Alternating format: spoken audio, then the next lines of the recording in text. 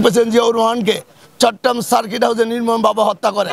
আজকে সেই 30শে মে, আজকে এই 30শে মে শহীদ জিয়াউর রহমান শাহাদাত উপলক্ষে আমরা নারায়ণগঞ্জ বিএনপি মহানগর বিএনপির পক্ষ থেকে নারায়ণগঞ্জ সদর থানা, বন্ধ থানা, বিভিন্ন অঙ্গ সংগঠনের 5 শতাধিক স্পটে আমরা দোয়া মাহফিল এবং গরিবদের মাঝে খাবার বিতরণ আয়োজন করেছি।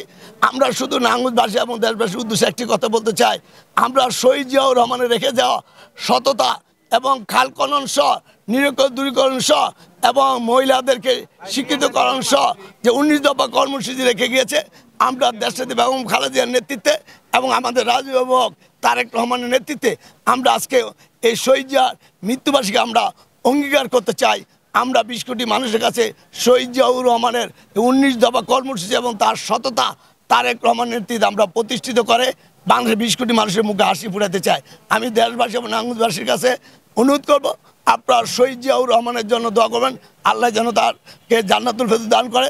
তার ছোট ছেলে আরফাত রহমানের জন্য দোয়া করবেন, আল্লাহ যেন তাকে জান্নাতুল ফেরদৌস করে এবং আমাদের আপসীর নেত্রী বেগম খালেদা জিয়াকে যেন পরিপূর্ণভাবে সুস্থ দান করে এবং আমাদের রাজ্য অভিভাবক এবং স্বাধীনতা সার্বভৌমত্ব রক্ষার প্রতীক জনতা তারেক রহমানকে সুস্থ দান করে।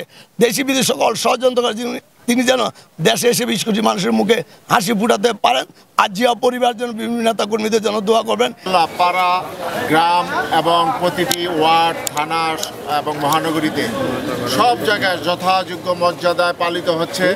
আজকে এই বৈরী আবহাওয়ার পরেও নারায়ণগঞ্জের মানুষ খুবই উৎসাহ উদ্দীপনা নিয়ে এবং ভাবগম্ভীর্যের সাথে আমরা শহীদ রাষ্ট্রপতি জিয়াউর রহমানকে স্মরণ করছি।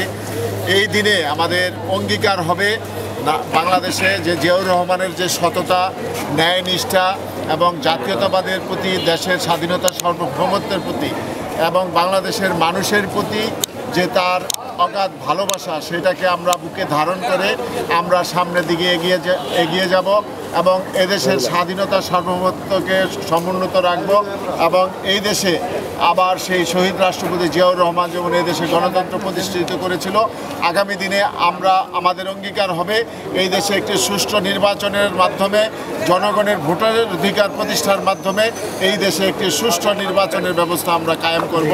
এটাই আমাদের সামনের দিনের প্রত্যাশা। এই প্রত্যাশাকে বাস্তবায়ন করার জন্য আজকে নারায়ণগঞ্জ মহানগরীর প্রত্যেকটি নেতাকর্মী আজকে ঐক্যবদ্ধ। আজকে আমরা সবাই ঐক্যবদ্ধ থেকে আগামী দিনে আমরা এই দেশে একটি সুষ্ঠু গণতান্ত্রিক রাষ্ট্র প্রতিষ্ঠা করব, সরকার প্রতিষ্ঠা করব।